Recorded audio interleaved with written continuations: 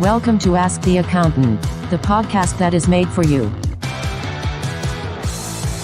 Weekly podcast live Mondays from 8:30 a.m., released on the podcast service of your choice on Wednesdays. Your main weekly hosts, Aaron, Patrick, and Johann. Got something to ask? Submit your questions below or ask during the show. Podcast loading. We are currently getting everything set up behind the scenes, so sit back, relax, and we will be with you in a few seconds. Enjoy. Good morning, ladies and gentlemen, and welcome to Ask the Accountant, our weekly live show streaming to you on all of our favourite social media channels. And as always, big welcome to Aaron, Patrick. We'll come to you in a moment. But first of all, I have a new line here that I completely forgot to say, that this is Ask the Accountant, proudly sponsored by Employment Hero.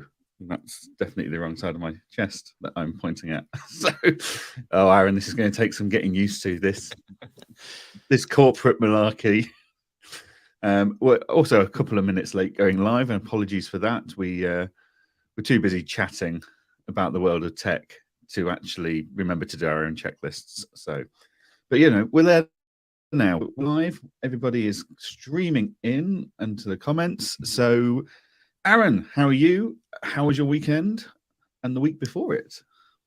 Good, thank you. And you forgot one other little slide bit as well. More on them later. Employment Hero. We've got more on them later. So yeah, we will be showcasing number 2 of our amazing social media takeover and social media. Well, what we call it, it's our sponsor slot battle as we see what Lizzie has brought to the table. No, really good weekend actually. Very chilled, very calm. Didn't really get up too much when you compare it to the weekend before, where we were wine and dined at the Open and had all that razzmatazz that came with it. No, it was a very quiet weekend, but much needed. Other than driving all the way around the UK trying to pick people up because there was no trains. It was a nice one. Yeah, very nice. Formula One was a bit mad though, wasn't it? It had the potential to be brilliant. Everything was looking like it was going to be a great race. And then in the end, it was another same old as at the moment. But yeah, we live and learn on those ones.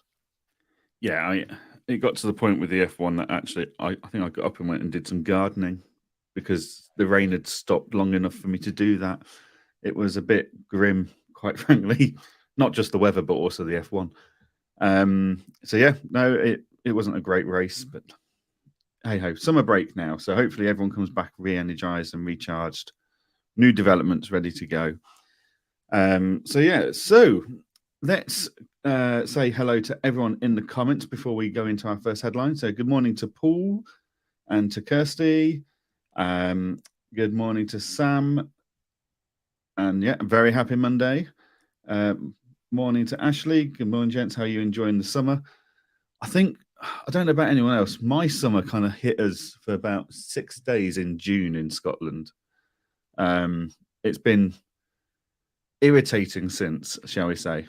And the reason it's been irritating is ultimately this weather we're having at the moment is like steroids for grass.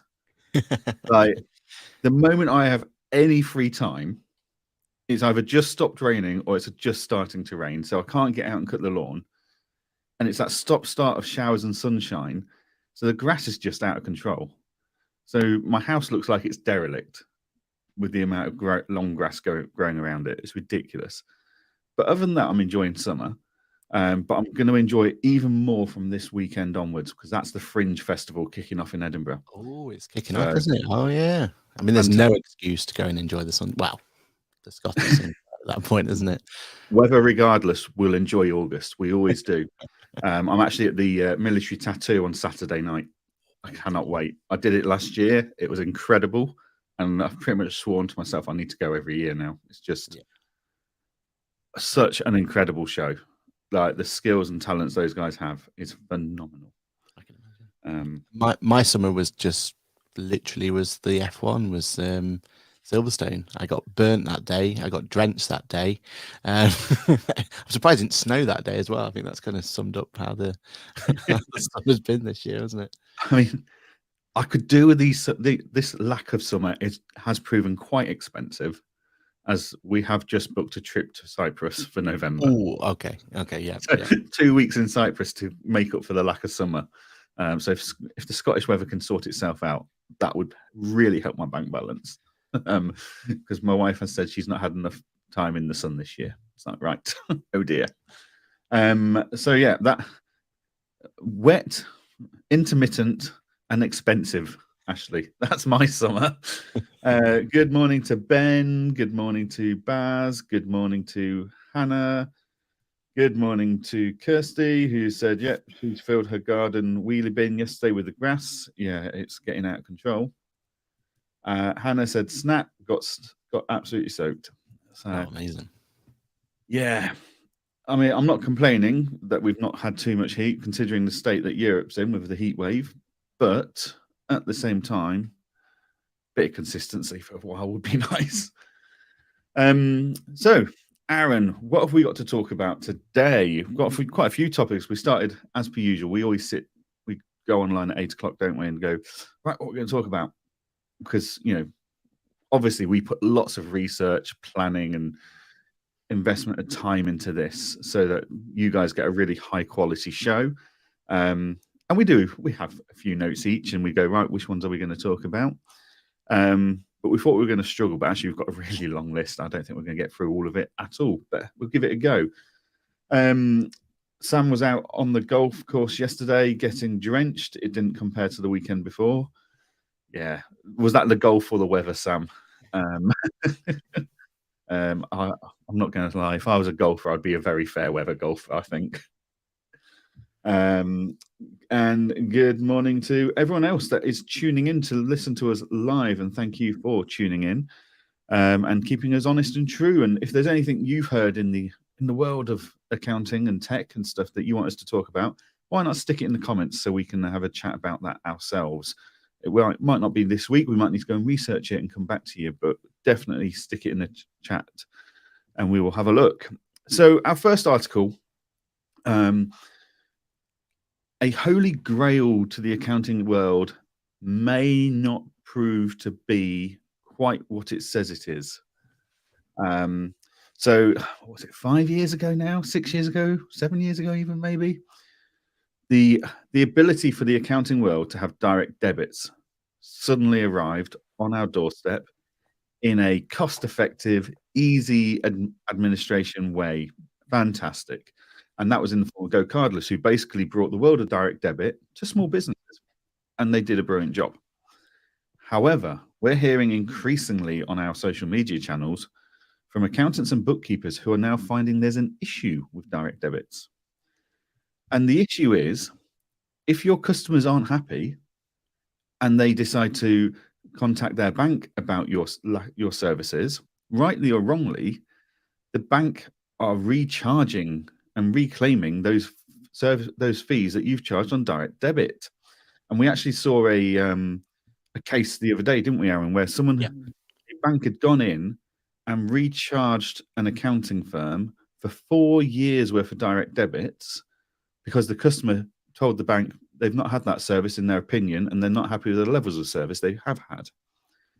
And without questioning it, the bank just went out and applied a chargeback through the direct debit guarantee scheme for 4 years worth of fees. Now, right, whether that was right or wrong, we don't know the inside details, but what we do know is the position that's left that accounting firm in, and that is that there is no comeback on this. From the direct debit guarantee point of view, the customer is right, full stop. So the only way the accounting firm can get that money back now, because it was automatically taken out of their bank account, is to take it to the small claims court and have all those legal costs, etc. Which, rightly so, has got quite a lot of accounting firms very worried very quickly, because I don't think anyone really took into account the direct debit guarantee risk, shall we say. I certainly don't think anyone realized that it could go that far back. Like, I have seen people reclaiming 2 or 3 months of direct debits in the past, not from ourselves, but from people on social medias. But to cancel the service and go to the bank and say you weren't happy, and the bank to automatically, without any process of consultation, any way of verifying the facts or anything, you've got no defense, they just pull that money straight out your bank account, is it's a risk, to say the least, to anyone's cash flow. Now you could argue, well, there's ways around that. You could have a dedicated bank account for direct debits to come into, and then you move that money into your main bank account occasionally. It's another layer of administration, though, and ultimately the bank will still try and charge back, and that could lead to all sorts of other legal and administration nightmares. Aaron, what are your thoughts on this story? What are your thoughts on the fact that a client who, potentially through no fault of your own, they just don't agree with your opinion on something, like a tax matter or what can and can't be claimed on tax, can now go to the bank and potentially quite easily just claim, recharge that whole amount through the direct debit guarantee? So for me, I mean, the reason that Go Cardless has become so popular is easy to see, right? Like the pain point that solves. I don't know if anyone's ever tried to go and get a direct debit solution going through their typical mainstream or Main Street bank, but it's a massive pain. There's a lot of costs involved. There's a lot of liabilities that you have to sign off, and it just becomes a really messy one. I remember at the very beginning, Bofix, that was one of the things we were looking at doing. And it's also a lot more complicated in terms of getting it connected to things like QuickBooks and Xero and everything else. That's one of the major benefits, was they make it so seamless, right? Like the idea The that reconciliation was a nightmare. Exactly. The reconciliation was a nightmare. The fact you'd have to actually manually have to go and tell this direct debit solution to collect XYZ was just added pain. And what Go Cardless has done really well is they've partnered up with the likes of QuickBooks and Xero, and they make it such a painless experience, right?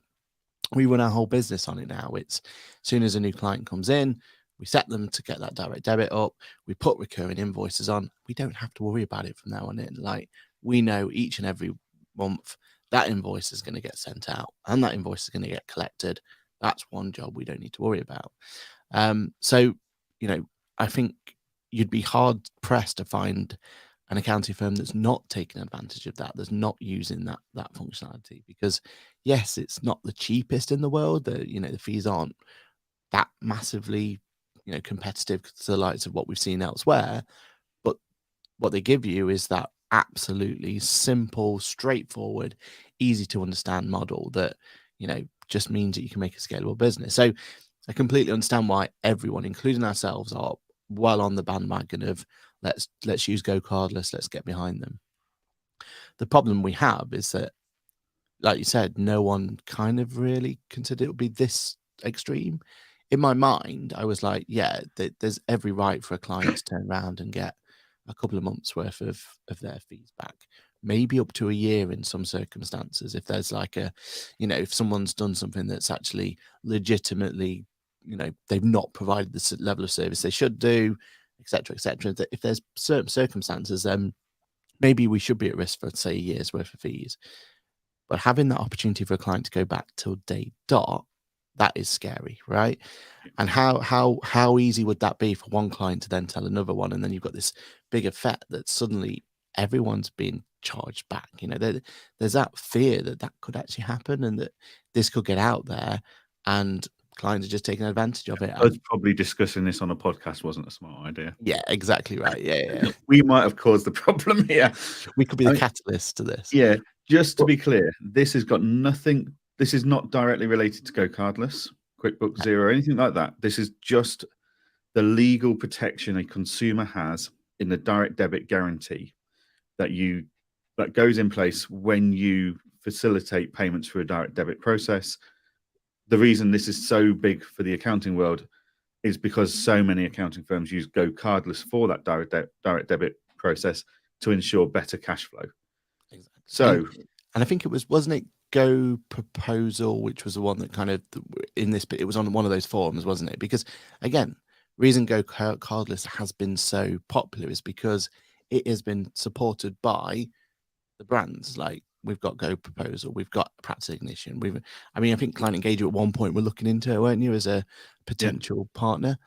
And again, you're right, it's nothing to do with them. Like this isn't a problem. This isn't something that they've done wrong or anything else. It's just that because we're using direct debits, which is what's causing, what is the solution that's here, we're now at risk. And in fairness to Go Cardless, it's complicated, but they do give you kind of a protection, don't they? There is a paid for protection that you can have. I mean, we were talking off air beforehand of trying to get our heads around it because they've recently changed their pricing structure. Maybe it's not even recent, maybe it was 2-3 years ago, but since we last looked at it, it's a different pricing structure, right? Yep. Prior, it was you paid X amount up front and then you got the extra benefits. Now it's you get a new percentage, a new fee structure. So it goes from 1% to 1.25 to 1.4. And at each one of those different tiers, you get added protection. And one of them, I think, was called chargeback protection or something. I think they called it. I can't see it on the site at the moment. But they do have something that will try and protect you if you are happy to pay that additional fee. We don't know how successful or how much more protection that offers, but at least Go Cardless are trying to give you protection, even though it's a little bit complicated as to like how that actually works or what that true cost is going to be for you.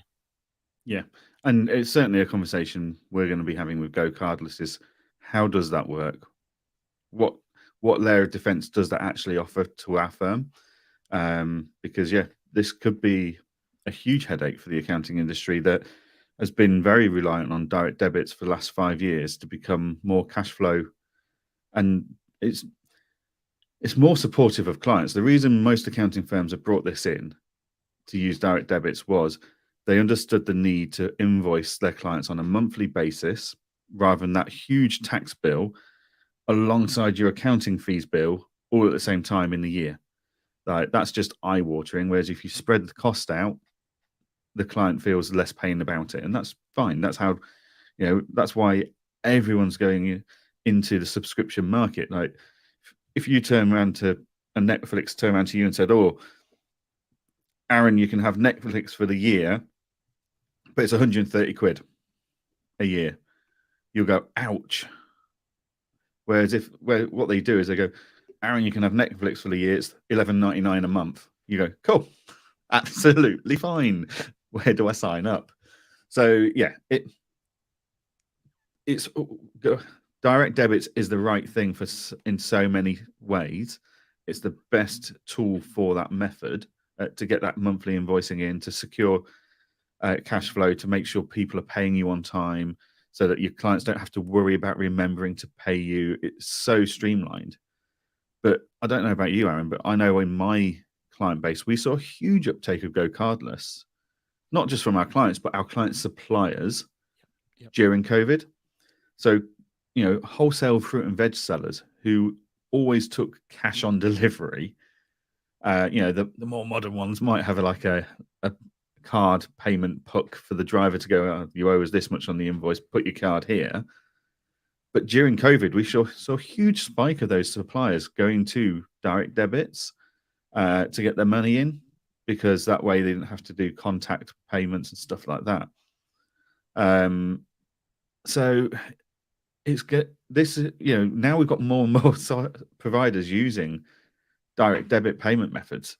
This could be a bubble that's about to pop for a lot of businesses and go, "Oh, we hadn't considered the guarantee mandate part of this, and now we need to think about it." Yeah, definitely. And when you think about it as well, like how powerful Go Cardless has been lately, with the fact that we just don't talk about it. Like, it's one of those ones where if you think about your tech stack, it has to be up there as one of the most important bits of tech that any practice, any client, for like you said, for your practice to grow, and also what you would talk to your clients about and let them. But we never talk about it. And I'm just looking at all these features they've put in that, completely under the radar, because it was so solid and so. And it still is. Like, don't get me wrong, like, none of that's changed. It's still an amazing piece of tech and a piece of solution to help you grow your practice and help your clients grow as well. But it does kind of put it all into perspective, doesn't it, when we hear stories like this? Yeah. Again, no fault of Go Cardless itself. It's just on the fundamental direct debit solution. But it does kind of make you think, actually, we've got to be a little bit careful about this. And, you know, the sensible route would say, well, let's try and diversify. Let's have some of your clients on direct debit and some of them on standing order and everything. But then you just added extra admin costs there and extra barriers of entry that's just going to make it difficult for your clients to sign up, right?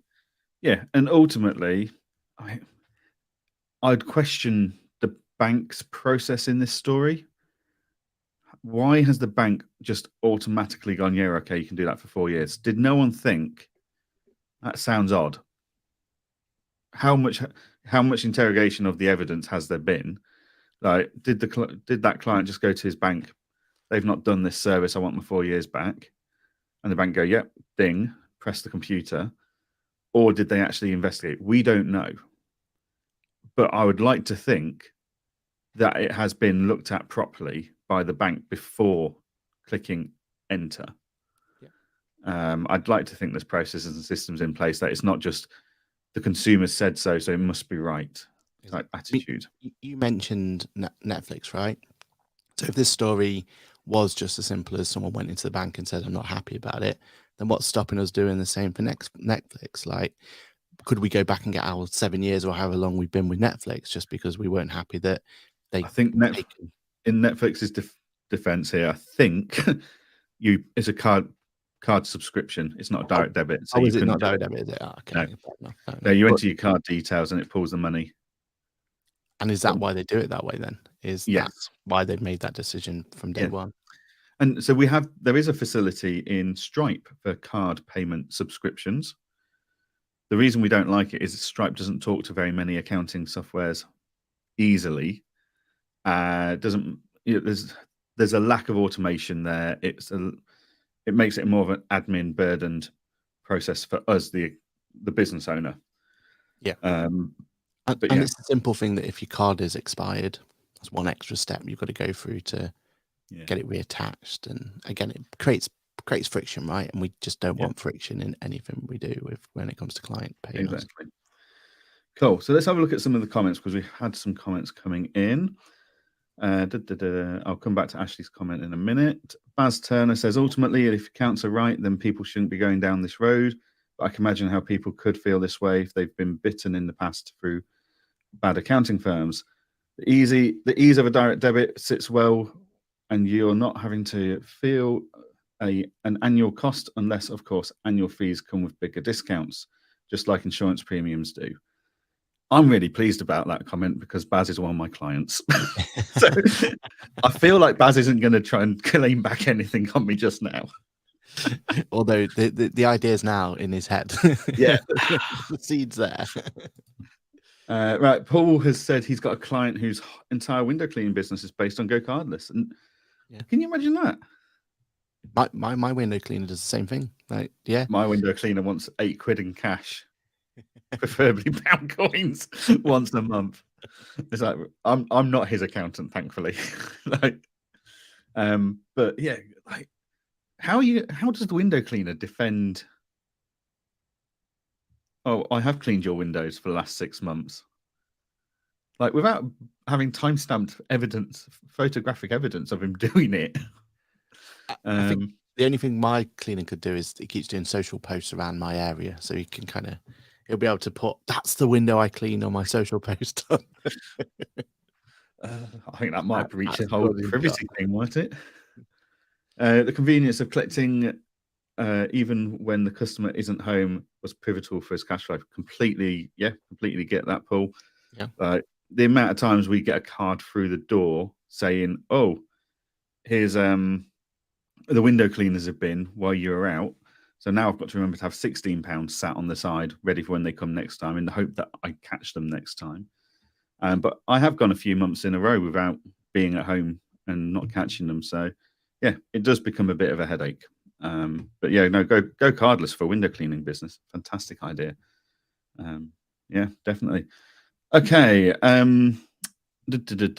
Before we move on to our next article, I would like to go back to Ashley's comment and celebrate a friend of the podcast's family milestone that happened over the weekend. So Ashley's daughter got married this weekend. He was saying that the wedding was a complete washout. Hot every day leading up to it. Lovely for the barbecue all day after, but persistent rain all day. But you know what? It made the day 100%. You've got to embrace the weather completely. And congratulations to Ashley's daughter for her special day.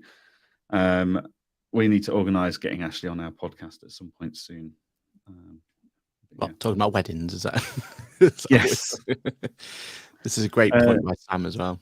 Sam's window cleaners branched out and is now cleaning gutters too. Absolutely brilliant upsell there, Sam. Yeah.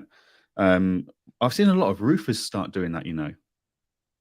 So there's a local roofer to us who sells a package. He'll come and clean your gutters at the start of autumn, end of summer, to get rid of that spring and summer crap. And then he comes in at start of spring to get rid of the winter and autumn crap. Okay. So my question is, how does a window cleaner clean it? Because he doesn't as a window cleaner. This is a roofer. Yeah, but I'm wondering how the roofer now. He used to just do roof repairs. Yeah, but he's now got a monthly subscription where you pay him X amount a month, and in return he does 2 gutter cleans a year. He does a roof inspection every year. And then you get a slight discount on his call-out rates and the materials fees if you need any repairs or anything doing throughout the year. It's like that. That's clever. I love a good subscription. It's just a fantastic little model. So yeah. But again, the window cleaners, how do they do it? Because I don't know about yours, but my window cleaner never leaves the floor. Yeah, you get the window cleaners that've got those huge like vacuum pole things. Yeah, that's what it's got. Yeah. So, is that what they do? They just whack that in the gutter and hope for the suck along it. 9 out of 10 times actually pushing all the leaves and rubbish down the downpipe and blocking that for a problem later in your life. Is there a call for a drone or something they could send up? And is that I think you could capitalize a drone on this quite easily. Yeah, good. To complete the inspection. Window cleaning business. Tell the wife setting up a roofing business to inspect roofs. Why? Because I want a drone. Okay, let's move on to our next article. We've not got a huge amount of detail on this one, but Tom from Accounting Web did a great article on a new product that's coming out to the UK accounting market called Tax on Demand. It's an AI-powered tool that's launching in September. And basically, it's designed to take in all of the clients' accounts, tax returns, etc., and it uses AI to make sure that it's all being as tax efficient as possible. So the article points out there's hundreds of different tax rules, tens of millions of words in tax policy that no human being can know all of at any time. But by doing this, it gives us the ability to run all those figures through, and it helps scores the tax efficiency, and it highlights any opportunities for reducing the tax further and to have that conversation with your client. Interesting idea. I've not seen it in practice yet. Tom's got some screenshots and stuff in his article. And this pricing point's not unreasonable, I don't think. It's starting at £149 a month for smaller practices and going up from there. And it's based on the number of clients you've got. Very good pricing model, that, in my opinion. I think that's what most software should start doing. But yeah, Aaron, thoughts on AI coming into the tax world? I mean, it's going to happen, right? Like, this is absolutely the next step. This will definitely be coming to every version of accounts preparation software coming out. I'm definitely interested to see how this goes. I think it's going to, what I do like about this is that health score. I think that it reminds me of is it Experian, their credit score? It's kind of stole it off there, haven't they, with that kind of good, bad, and stole it, inspired. Let's go with inspired before we get legally it was inspired. That's right. But I just my only concern about this particular one is if it was in an accounts production software or something like that, I get where the data is coming from and I get the accuracy of the data because it's coming directly from source documents, right? With this one, I'd be interested to know what APIs get connected to what, like where are they getting this data from? How much data do we have to put in to be able to give out these scores? That's the bit that I think the proof's going to be in the pudding, right? We've got to test it out to figure what's going on here. Because if they've got some magic tool where they can connect to, say, HMRC, and they can either do a bit of screen scraping or API connection, whatever it's going to be, and they get the data from there, very interested. If it does connect to the likes of QuickBooks and Xero, yeah, that seems like a sensible solution, but that's not the whole story, right? There's still quite a lot missing there. When you sign up to their waiting list, you are asked what tax production, what accounts production tools are you using? Okay. So things like tax filer and KPM are listed on there. So whether that's a feedback form for them to try and work out who to link to prioritizing wise, or whether that's just so they know that they've got all the right links, I don't know. I imagine in this early, as I say, I've not seen this yet, but I would imagine in the early stages, it'd be a upload of PDFs to it.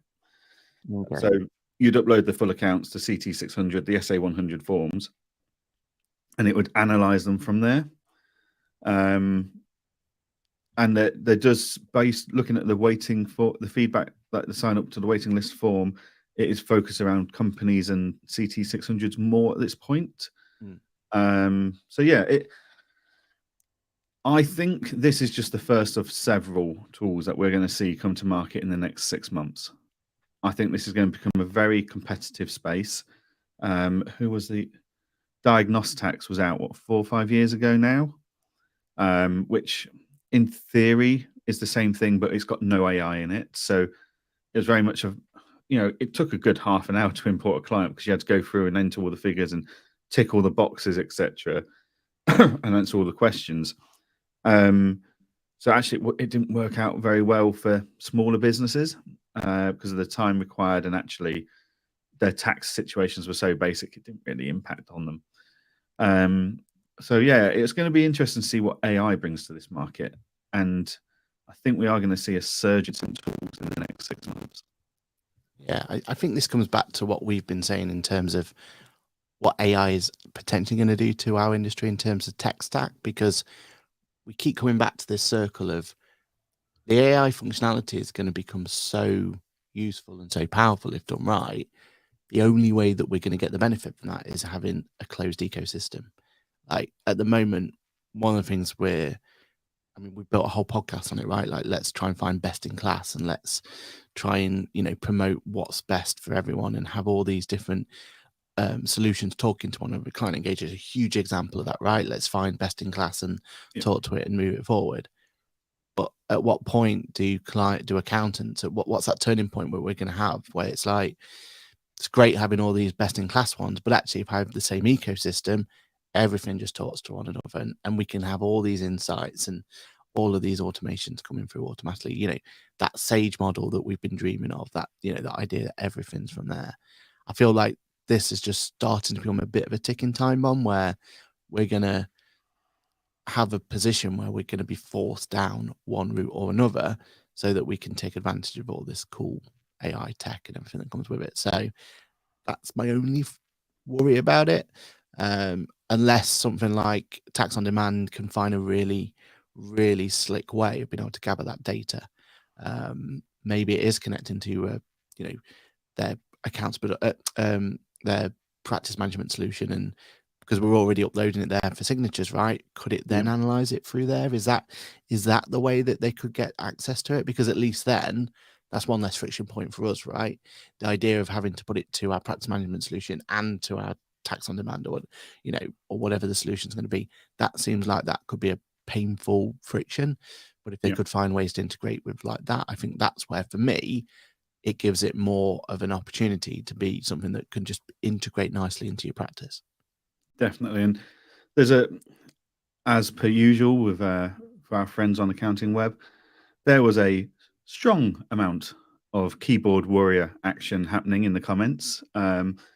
about stealing jobs from accountants and stuff. Personally, I don't see it that way. I see AI it's the sense check.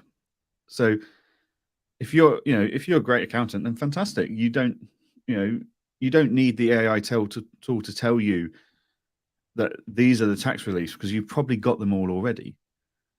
But it's that confidence check. It's like, we're all busy. We all get distractions in our days, whether it's phone calls, emails, client meetings, whatever it is. So to have an AI tool to go, yeah, that's fine. Or, oh, you've not looked at this area, or have you looked at that? I really like that, because it means whoever's doing the work in my team, I know I've got a standardization of a check in the form of AI. It's not replacing my tax team. It's just supporting them with another layer of checks. And, ultimately we all forget things every now and then, and we miss things. So is a safety net for that such a bad thing? I don't think it is. Yeah, because sometimes it's not that we've forgotten something, it's that we are hampered by HMRC, for example. Yeah. The amount of times that we've come to do a client's end of year account and gone, where's the payroll? Where's the director's salary gone from here? And realised that the reason it's not been done is the PAYE scheme got asked for, it got looked for. We did everything in our power, but HMRC decided to not send us the codes or send it to some obscure location, or whatever the reason's going to be. You've got a tool like this that can just be sat in the background, making sure that's been done, having those reminders for you, having those prompts for you, means that there's one less headache you might have at the end of the year to rectify these problems. And I feel like that's the sort of thing that this can really help for. It's that, really clever task management, isn't it? And doing it a little bit more than just, at the moment, we're kind of reliant on human interaction of turning on the feature or putting a reminder into their practice management solution, whatever it's going to be, where this could be more of it's triggered by AI. Yeah, it's triggered by something's not quite right, or there's a better way of doing it, or whatever it's going to be. And I feel like that, to me, it could be a huge win for it. And if it really wants to wow us, then can it also automatically go and get all the data together to do a PAYE scheme submission or something? That would if they really want our attention. I think my biggest concern for any young software company at the moment is user expectation is, APIs, everyone can link through APIs. Like, Tax on Demand will be able to link to Tax Calc and Iris, and everyone forgets it takes two to tango in API world. If Tax Calc don't have the API, if Iris don't have the API or don't turn it on publicly, then Tax on Demand can only go so far. So I think the Tax on Demand's focus has got to be to make it so easy that if you don't have an API, it's not the end of the world, and actually focus on that, getting information through a manual process, really slick and up to date, rather than trying to convince Tax Calc and stuff to have an API, because if they don't want to, they won't. They're not going to budge on that.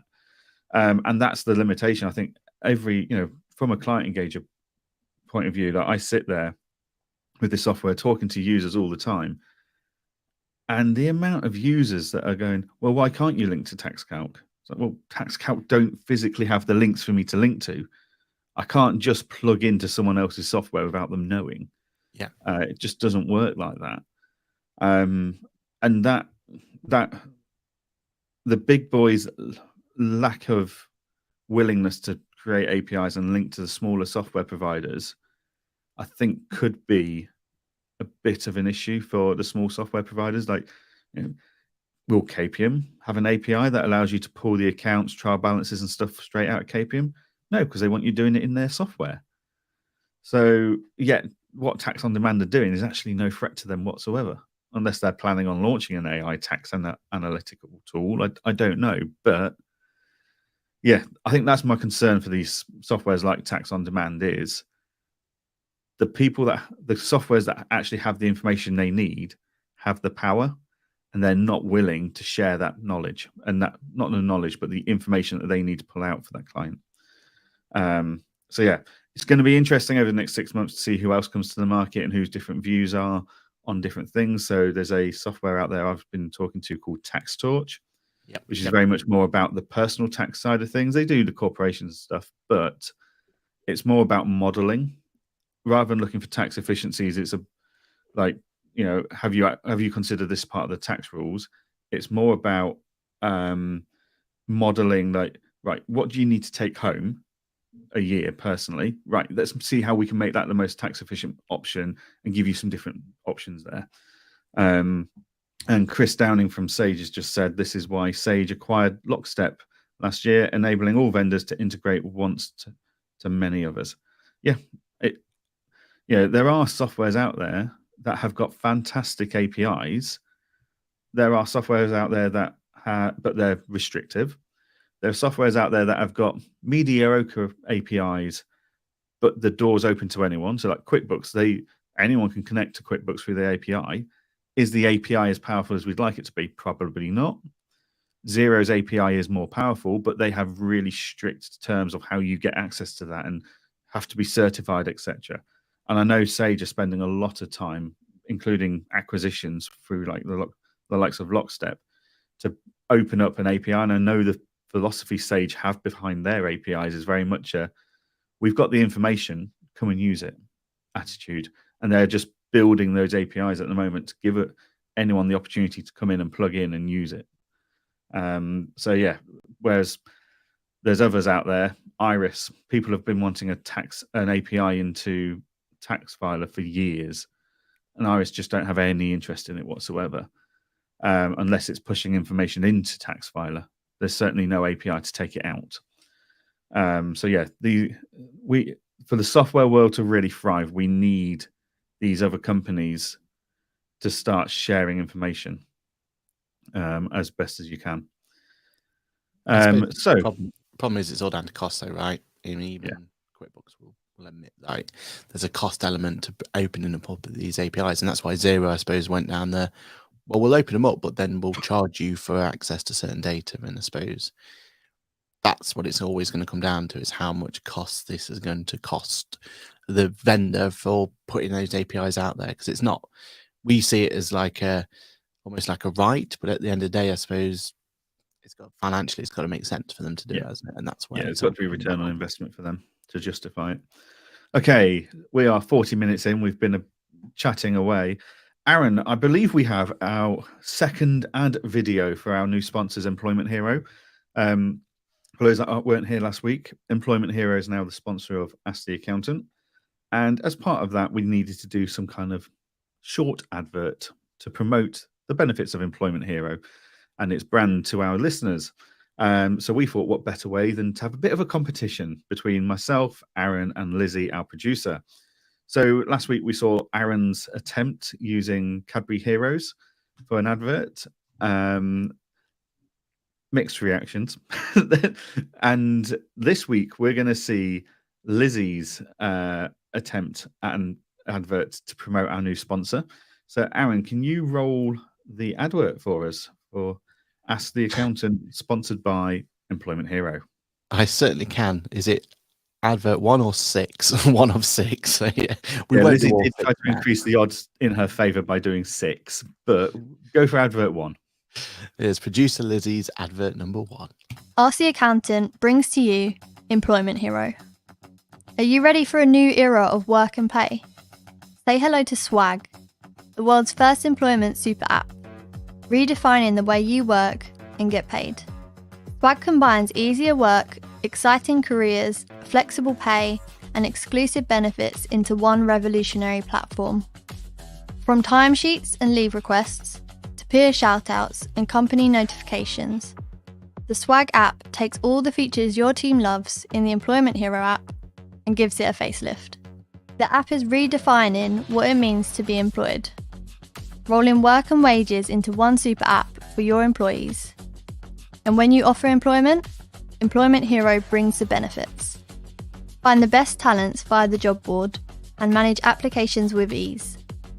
Give candidates the ability to track their progress and allow your team to refer friends, past colleagues, or even apply themselves. Say goodbye to the old ways and embrace the future of employment with Swag. Visit employmenthero.com to learn more about Swag, the world's first employment super app. I mean, I'll just give up now. I mean, professionally wise, that is way more than what we were expected to put together, wasn't it? This is why Liz is our producer. Like these live weekly shows, they're okay, but those cool friend episodes we do, and the snippets, the short videos that come out of them, and all that stuff, they're just incredible. And it's a tribute to Lizzie and her skill set. And I mean, I was meant to do my ad last week, and I got sidetracked with something else. I don't know if I ought to even bother now. Or I might pay Lizzie to just give me one of her 6. But I think that was fantastic. That was an incredible video. So yeah, well, Aaron, I think you might want to reattempt yours. I know, right? I know. I think the only problem is if Lizzie does win, I know that she's got plans for the attire that we're going to be wearing at Accountex. She really wants to get into this superhero element. So, I don't know if this is encouraging people out there to vote for Lizzie's or disencouraging, but at the end of the day, if she wins, we may be wandering around in spandex for Accountex. So maybe maybe you need to be putting more effort into yours, Johann, just to keep us away from having to wear. Am I going to be walking around with a cape and pants over my jeans? That's her plan. So yeah, you might want to be putting a lot of effort into yours. I feel like I've made it difficult for me to win, especially with the quality that Lizzie's put to there. So Aaron, do you want another attempt? Because to be fair, Aaron, you were the one that did it first. I would give you another the bar attempt. was going to be this high. That was very good. I enjoyed that. Moving on, 5 others as well. That's the scary thing. How long was Lizzie's video there? 1 minute and 13 seconds. So, minus 13 points. Yeah, is that what we do? Right. Okay. So she has to have anything over a minute. Yeah, she has to get at least 13% more of the votes for her to win hers. Right. Okay, good. That's all right then. Okay, yeah, completely. I mean, how long was yours? 1 minute and something. So yeah, I got. This way you do a 10 second ad. Yours. You need to shorten it. 10 second ad. Did you just go? Nailed it. And I'd still be pointing to the wrong direction. Definitely. But yeah, right. Okay, moving on then from that fantastic sponsor video from Lizzie. There was some news in the accounting tech world. There was news. I don't know why they do this to us. Everyone seems to announce news on a Monday evening after we've done our live session in the morning. But on Monday afternoon, the world of accounting read that the Iris and Practice Ignition have partnered as strategic partners. Now, this has started all sorts of rumors and speculation about acquisitions and stuff like that. So we'll set the stall out straight away. This is not an acquisition. This is Iris partnering with Practice Ignition to bring in some of the more advanced features from Practice Ignition into the Iris Elements area. So Iris have a more rounded platform of features in the same way the likes of Sage do with they've got Go Proposal and stuff like that for practice management. So you can start the idea ultimately is Sage, Practice Manager, Iris, QuickBooks, Xero, Client Engager, Accountancy Manager, aka Bright. Basically, you want to be able to provide you with the ability that a new inquiry comes in and you can take it from there through their tools, through proposals, pricing, and into your day-to-day workflow. So Iris was missing the proposal element and the pricing element. And by doing a strategic partnership with Practice Ignition, that brings that into the Iris Elements phase and area. So it's basically them catching up with Bright, with the Bright Propose, followed by Accountancy Manager. It's catching up with Client Engager that have had this since they launched. It's catching up with QuickBooks, who have partnered with a PM tool to launch the QuickBooks Practice Management. But I don't think there's any pricing or proposal tools there yet. They're still behind on that one. Brings them in line with Sage, who've got Go Proposal. They made that acquisition nearly 18 months ago now. Must be close to 18 months now. Is it not long? But yeah, so it basically brings Iris in line with everyone else. So Iris already had what was Center being built into Elements. So yeah, it gives them their platform. I'd argue it gives them an expensive platform. Like Ignition is not cheap, but to be fair, it's got a bit of a USP in the fact that it can handle free tier like option pricing. So you can have bronze, silver, gold, or whatever you want to call them. But it doesn't have a calculator to my best remembrance. It's more of a case of I charge this much for this type of service, and then you click which ones you want. It doesn't actually calculate anything based on varying factors like Go Proposal, Bright, or Client Engager do. So yeah, thoughts on this one, Aaron?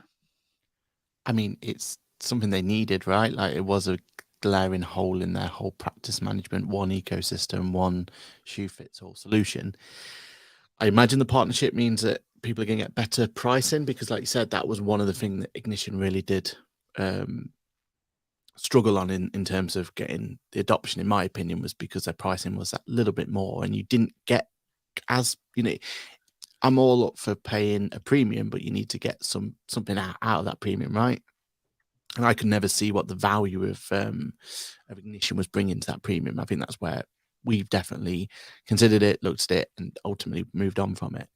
I do think, though, that with Iris, that maybe it's because they're going to be looking at, if you kind of look at what their whole like target audience is, maybe Ignition is a good fit for them in terms of who they'd probably be aiming at. Is that higher end client who they'd expect a fancy proposal to come out to them, etc., etc. So I kind of see where that's quite a good fit. And also there wasn't many options for Iris to go out there and partnership acquire anyway, was it? Like when you look at the proposal solutions, that's why Bright had to go out and build their own, because there wasn't really anything out there that they could go and acquire and look for. I do feel, though, that this kind of leaves a massive gaping hole for QuickBooks now. I know that they're looking to use their or to push forward with their estimate tool, that they want to kind of use that as that's what they want to integrate through, and kind of their new estimate that's coming soon, TM, whenever that comes. But it does feel like they're kind of now been left behind in the world of proposals and everything else. So yeah, we'll see how it goes. And let's be honest, like it's good for both parties, because both Iris and Ignition have kind of not really had much to talk about lately. They've not really had much to bring them into the forefront. And that kind of gives them, they've got space on this show, for example, as a talking topic. So yeah, let's see how it goes. Do you think, though, that this is the right move for them? Do you think this is a good partnership for them? What's your view on it? I don't know. I mean, firms using Iris tend to be a bit bigger, so maybe it is the right move for them. I don't know. Yeah, I mean, what I would say is normally I can understand where the speculation of an acquisition is coming from. Normally, when softwares announce these strategic partnerships, it's because there's a acquisition to follow if this goes well, and that's their overall intention. But yeah, I mean, Ignition have got a bigger base in America than potentially they do in the UK.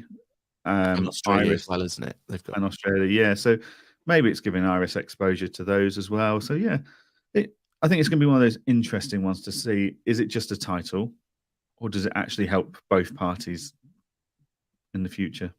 Yeah, I think the partnership is definitely better for Ignition, though, based on Iris's recent run of form when it comes to acquisition. So as much as we can keep it just a partnership, buy and destroy. Yeah, exactly. So yeah, I feel like this is the best of the solutions, really. I mean, there's not really what other proposal tool out there that they could have had a partnership with and they could go for, really.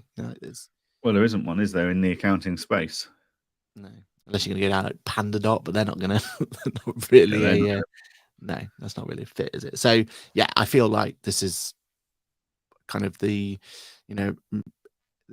best, the only solution for both, really, isn't it? So yeah, let's fingers crossed for them, because it'd be good to have them come out with some sort of never before seen idea. We spoke about it with the Bright proposal, right? Like we feel like Bright proposal has gone and tried to clone opposition, whereas they had an opportunity to go out there and do something different and be a USP and didn't quite hit that mark. So maybe this practice management or this partnership idea gives Ignition an idea to access to data that means they could do something a bit USP about it, like try something a bit different, maybe. As you say, while we've all got our favourites, we need the competition. We need the inspiration from other software providers to outcompete each other. And because the only people that actually win there are the users. Yeah. So if someone brings out a brand new feature and everyone suddenly jumps on the bandwagon to try and push for that same feature, but build it out better and evolve that even further, then the users are the winners here. That's, so let's see what happens with that one. Now, we are running short on time, and we've still got a long list of things, but we'll come back to most of that. I think the only thing I really wanted to talk about was the lesson that firm owners can take from this week's debacle in the Twitter world. For those that aren't aware, that Twitter has been rebranded to X. But whilst I am the first to say accountants are extremely slow to actually implement a rebrand, and I do say there's no reason why you can't just get on with it. Certain amount of thought needs to go into it. In the case of Twitter, that thought did not go into it. So Twitter had not copyrighted or trademarked their new brand before they went and took it to the public. They didn't own the handle, the Twitter handle, so they had to take that off a Twitter user to use it. And they started putting the new brand on their offices, like their new signage up on their offices, only to be stopped by the police because they didn't have a permit to do that. So while spontaneity is great and taking action, the first step's better than no step, and your first attempt's better than no attempt, and all of that good stuff. And I do say that, sit there and go, someone's been talking about a rebrand for 2 years. It's too late. Like, you've missed your opportunity. Someone else will have already beaten you to it. Maybe put a little bit more thought and process into it than what Elon Musk did with Twitter. So you don't end up looking like a bit of an idiot, basically. Did you see all of this debacle, Aaron? Any thoughts on that? Yeah, and even Apple, they've turned around and said that then, I can't remember exactly the reason, but they're not allowed to change it to X on their. I think it's because you need to have more than one letter or something for your app or something like that, whatever it is. But yeah, so they're at every step they are basically being told that this can't happen and this thing, and it was reactive to Threads being launched and the fact that Threads was getting such momentum. That momentum's died off anyway, so that's kind of, maybe that threat was a flash in the pan anyway. So you can see why they've had to do it, and like you said, you have to be reactive in this sort of world, and accountants have to be the same.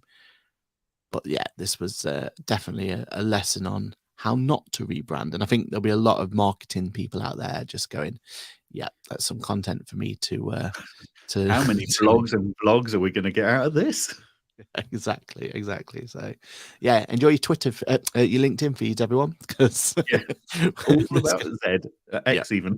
X is going to be dominating the talking points there. Definitely is. Right. Well, let's quickly go through the comments, see if there's anything else. Paul says APIs are the main driver for introducing new software for clients, currently setting up a MOT shop with a solution that integrates with QuickBooks over their old solution. Yeah, if you can turn around and say, look, I can make this even better. If you use this software, I'm going to save you time. Then that's really, really good. Clients love that. We've been doing it for a few years now, like just various clients from EPOS through to construction firms. Use this tool, use this feature. This talks to this. It's going to save you time, blah, blah, blah. Paul then says, go Lizzie. Yep, she did a fantastic job on that video. I think Paul's submitted his vote. And then Kirsty says, doesn't win. Yeah. Kirsty says the X looks very similar to the X, to the X when the notification comes. Yeah. So, Aaron, what have you got coming up this week? So this week we've got QuickBooks Labs on Wednesday. So We do do. come and see us there where we're talking about all the changes in QuickBooks, because there has been quite a few in fairness. It is it's not been a quiet month for the world of Intuit, so we've got a lot to bring up on there. And then honestly, the rest of it is just getting head down and getting through the week. There's quite a lot of things going off internally for us in terms of changes and stuff. So we just need to get our heads down, get that done. And we'll have a better experience for all afterwards. So it's all good. What about yourself, Jan? Yeah, I am. What am I doing this week? I'm on QuickBooks Labs on Wednesday. We haven't got any Ask Cool Friends out this week. That's next week, isn't it? For anyone that hasn't seen it yet, go and have a look at Steve's We Have Cool Friends episode from last week. Absolutely brilliant episode looking at the journey that Steve's had as a software salesperson, basically, in the accounting world. Really interesting stuff there. And then I am hoping to get my new office built this week. But I've just had a message saying it's delayed by a day because of there's other delays further down the pipeline. So yeah, that's what's happening with my world. So hopefully, fingers crossed, all goes well. Next Monday, I will be streaming live from my new office. We'll see. Fingers crossed. We'll see. Brilliant. Right. Well, thank you very much to everyone that's joined us today. A huge thank you, as always, to our sponsors, Employment Hero. We love having you as our sponsors. And as you can see, we're coming up with some great ideas of how to promote that, including Lizzie's fantastic video today. So yeah, without taking anyone else's time, we will say thank you very much and join us next week for the next episode of Ask the Accountant. Cheers, everyone. Bye. Bye-bye.